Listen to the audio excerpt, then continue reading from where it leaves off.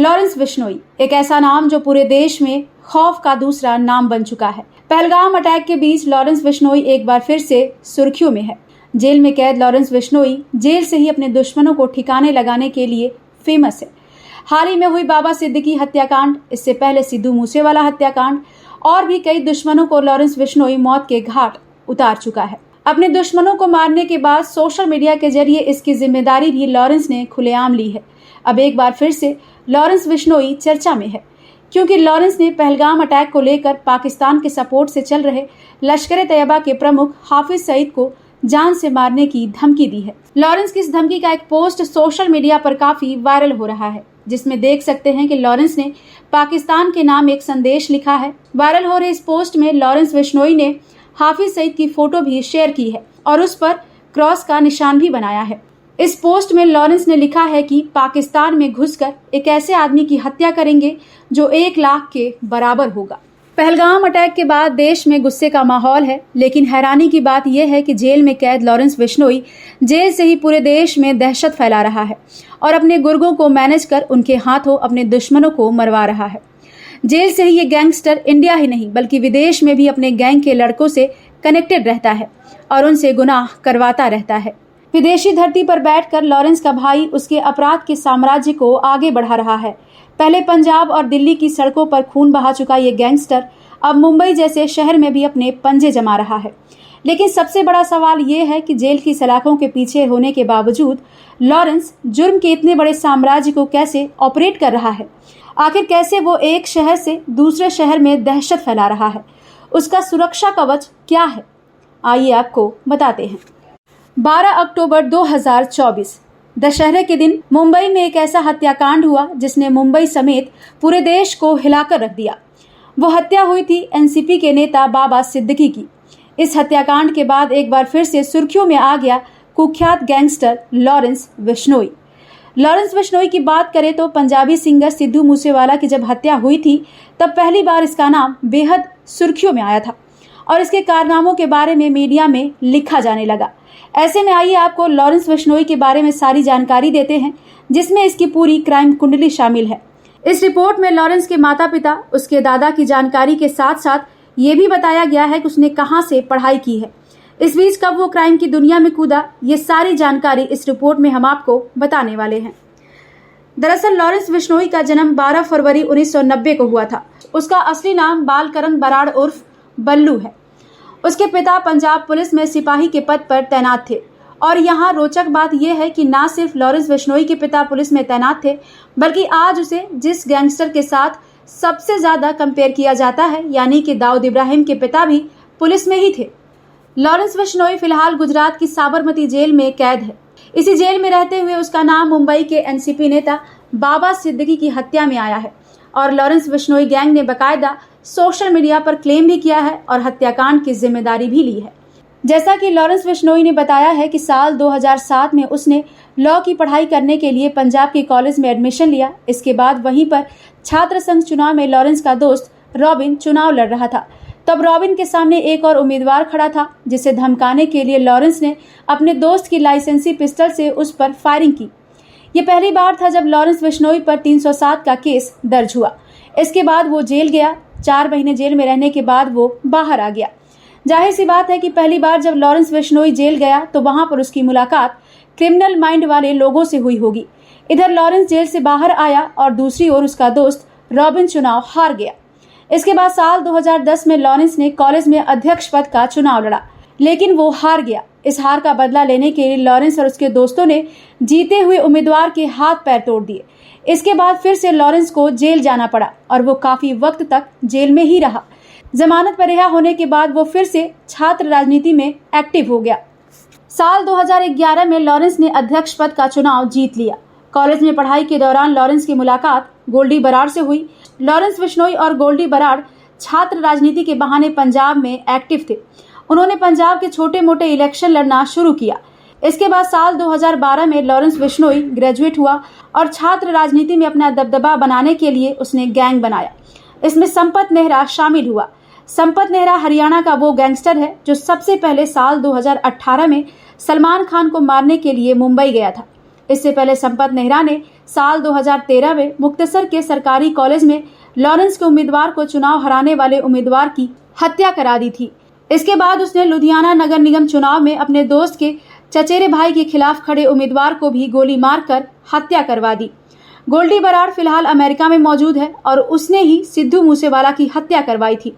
इस हत्या की पूरी प्लानिंग उसने ही की थी। हत्याकांड के बाद गोल्डी बराड़ ने एक इंटरव्यू में ये जानकारी भी दी, उसी ने सिद्धू मूसेवाला की हत्या करवाई है। बता दें कि लॉरेंस बिश्नोई ने पहली बार सलमान खान पर हमले की प्लानिंग साल 2018 में बनाई और अपने दोस्त संपत नेहरा को बोला कि वो मुंबई जाए। संपत नेहरा मुंबई जाता है, सलमान खान के गैलेक्सी अपार्टमेंट की पूरी रेकी करता है। सलमान खान का गैलेक्सी अपार्टमेंट सड़क के किनारे है और सामने समंदर है, तो संपत नेहरा को लॉन्ग रेंज हथियार की जरूरत महसूस हुई, इसलिए वो वापस हरियाणा आया। उसने प्लानिंग की कि वो फरीदाबाद में एक फौजी नाम के शख्स से लॉन्ग रेंज का हथियार खरीदेगा और फिर मुंबई वापस जाएगा। इसकी वजह यह थी कि सलमान खान कई बार गैलेक्सी अपार्टमेंट की बालकनी में आकर फैंस का अभिवादन करते हैं, खास तौर पर ईद के मौके पर। तो लॉरेंस बिश्नोई गैंग की प्लानिंग यही थी, लेकिन सलमान खान पर हमले से पहले ही संपत नेहरा को हरियाणा पुलिस ने गिरफ्तार कर लिया। पूछताछ में सलमान पर हमले की बात संपत नेहरा ने कबूल कर ली। इसके बाद इसकी जानकारी मुंबई पुलिस को दी गई और सलमान खान की सिक्योरिटी टाइट कर दी गई। लेकिन लॉरेंस गैंग इसके बाद शांत नहीं बैठा। एक बार फिर से गोल्डी बराड़ ने शूटर को मुंबई भेजा। उसने मुंबई के पनवेल में सलमान खान के फार्म हाउस की रेकी की। यहाँ तक कि शूटर ने पनवेल के आसपास किराए का कमरा लिया और रेकी करते रहे। इस दौरान ये जांचा गया कि सलमान खान किस रूट से पनवेल में अपने फार्म हाउस पर आते जाते हैं, कौन सी गाड़ी होती है, कितने लोग सलमान खान के साथ होते हैं। इतना ही नहीं, शूटर्स ने सलमान खान के गार्ड से दोस्ती भी कर ली और पूरी जानकारी लेने लगे। लेकिन उससे पहले ही इस प्लान की भनक दिल्ली पुलिस को लग गई और जानकारी मुंबई पुलिस के साथ साझा की गई। इसके बाद लॉरेंस का प्लान फिर से फेल हो गया, लेकिन फिर भी 2 शूटर सलमान के गैलेक्सी अपार्टमेंट के बाहर पहुंचे और ताबड़तोड़ फायरिंग की। इसके बाद दोनों शूटर को गिरफ्तार कर लिया गया। जब दोनों शूटरों से पूछताछ हुई तो खुलासा हुआ कि अमेरिका में बैठा अनमोल बिश्नोई, जिस पर हाल ही में एनआईए ने 10 लाख रुपए का इनाम रखा है, उसने ही दोनों शूटरों को टास्क दिया था कि वो जाएं और सलमान खान के घर पर फायरिंग करें। अनमोल बिश्नोई लॉरेंस बिश्नोई का सगा भाई है। इसके बाद पुलिस से लेकर जांच एजेंसियों को लॉरेंस बिश्नोई गैंग के नेटवर्क का अंदेशा हो सका। लेडी डॉन अनुराधा, जो कभी आनंद पाल गैंग की मेंबर हुआ करती थी, उसने भी लॉरेंस बिश्नोई को लेकर कई बातों का खुलासा किया था। अनुराधा ने बताया था कि लॉरेंस फिलहाल ब्रह्मचारी का जीवन जीता है, अन्न कम खाता है, सुबह दही पीता है और जेल में रहते हुए सारी चीजें उसको मिलती हैं जो उसे चाहिए। पहले लॉरेंस बिश्नोई और उसका गैंग सिर्फ पंजाब और राजस्थान के कुछ हिस्सों तक ही फैला हुआ था। जेल में रहते हुए लॉरेंस बिश्नोई ने अपने शातिर दिमाग से दिल्ली में गोगी गैंग से भी दोस्ती की, हरियाणा में संदीप उर्फ काला जठेरी से दोस्ती की। इस तरह से अलग अलग राज्यों के गैंगस्टरों से हाथ मिलाकर लॉरेंस का गैंग काफी बड़ा हो गया। लॉरेंस के ब्रह्मचर्य जीवन की बात करें तो बताया जाता है कि इस गैंग के लोग कभी लड़कियों से कोई बातचीत नहीं करते। लॉरेंस बिश्नोई की खुद कभी कोई गर्लफ्रेंड नहीं रही है। उसका भाई अनमोल बिश्नोई अमेरिका में बैठा हुआ है और उसकी भी कोई गर्लफ्रेंड नहीं है। इतना ही नहीं, गोल्डी बराड़ की भी कोई गर्लफ्रेंड नहीं है। ऐसा इसलिए है क्योंकि अगर किसी भी गैंग का सदस्य किसी लड़की के संपर्क में आता है तो फोन पर बात करने से वो एजेंसियों की रडार पर आ सकता है। ऐसे में लॉरेंस गैंग के मेंबर गर्लफ्रेंड नहीं रखते, क्योंकि इससे एजेंसी लड़की के जरिए गैंग तक पहुंच सकती है। लॉरेंस खुद जेल में है और पूरी तरह से ब्रह्मचर्य का जीवन जीता है। नवरात्र में वो 9 दिन का व्रत रखता है। इस बार नवरात्र में उसने 9 दिन का मौन व्रत भी रखा था। ऐसे में माना जाता है कि जब जब लॉरेंस बिश्नोई मौन व्रत रखता है, उसका गैंग किसी बड़े कांड को अंजाम देता है। और इस बार भी ऐसा ही देखने को मिला जब उसने 9 दिन नवरात्रों में मौन व्रत रखा और दशहरे पर बाबा सिद्दीकी की हत्या कर दी गई। मीडिया रिपोर्ट्स की माने तो जब लॉरेंस बिश्नोई दिल्ली के तिहाड़ जेल में बंद था, तब वहां से एक फोन कॉल को इंटरसेप्ट किया था। एजेंसियों ने माना कि वो फोन कॉल विदेश से दिल्ली के तिहाड़ जेल में की गई थी। इसी जेल में कैद था दिल्ली का कुख्यात गैंगस्टर हाशिम बाबा। जब उसने फोन उठाया तो दूसरी तरफ से आवाज आई कि लॉरेंस बिश्नोई से बात कराना। जब लॉरेंस बिश्नोई ने फोन पर बात की तो दूसरी तरफ कॉल पर रहे शख्स ने कहा कि सिद्धू मूसेवाला को मार दिया। यानी गोल्डी बराड़ ने अमेरिका में बैठकर सिद्धू मूसेवाला का मर्डर कराया। जब अजमेर जेल में लॉरेंस बिश्नोई बंद था, तब एक जेलर ने उसको धमकी दी और उसके बैरक में चेकिंग करा दी थी। हैरान करने वाली बात यह है कि लॉरेंस बिश्नोई ने जेलर पर अजमेर में हमला करवा दिया और जेलर के पैरों में गोली लग गई। अब लॉरेंस बिश्नोई ने एक दिमाग और लगाया है, वो ये है कि उसने अपने गैंग के मेंबर्स को विदेशों में सेटल कराना शुरू कर दिया है। एक गैंगस्टर था काला राणा, जो हरियाणा के यमुनानगर का था। उसको सबसे पहले उसने थाईलैंड भेजा, अब वो वहीं से फिरौती के लिए कॉल करता है। आज की तारीख में लॉरेंस बिश्नोई और गोल्डी बराड़ के नाम से सोशल मीडिया पर सैकड़ों पेज बने हुए हैं, जिसके जरिए तमाम नौजवान गैंग से जुड़ने के लिए संपर्क करते हैं। इसके बाद इस गैंग में नए नए युवाओं की भर्ती होती है। गैंग में शामिल होने से पहले नए सदस्य को टास्क दिया जाता है। ऐसा ही मामला बाबा सिद्दीकी मर्डर केस में भी नजर आया है।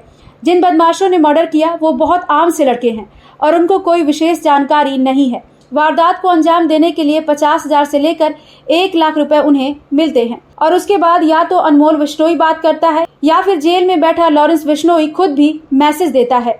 ये बहुत चिंता की बात है कि युवा लड़कों का झुकाव लॉरेंस बिश्नोई की तरफ बढ़ रहा है। आपको बता दें कि उत्तर प्रदेश और बिहार में भी 90 के दशक में एक वक्त था जब युवा लड़के दाऊद इब्राहिम और डी कंपनी से जुड़ते थे। वैसे ही आज लॉरेंस बिश्नोई गैंग से जुड़ रहे हैं। लॉरेंस जब छात्र राजनीति में कई बार जेल से बाहर आया और वापस जेल गया, उसके बाद साल 2014 में जो शराब कारोबारी हैं उनसे दोस्ती की। उसके बाद शराब के कारोबार में उसने पैसा लगाया 2 साल तक और उसके बाद कई लोगों की उसने हत्या करवाई। अब लॉरेंस गैंग को अनमोल बिश्नोई अमेरिका में बैठकर ऑपरेट कर रहा है। राजस्थान का कुख्यात गैंगस्टर रोहित भी अमेरिका में बैठा हुआ है, जिसने गोगा मेडी की हत्या करवाई थी। चर्चित गोगा मेडी की हत्या घर में घुसकर की गई थी। तीसरा गोल्डी बराड़ है जो अमेरिका में बैठा हुआ है। ये तीनों मिलकर गैंग चलाते हैं। Bureau report, prime news.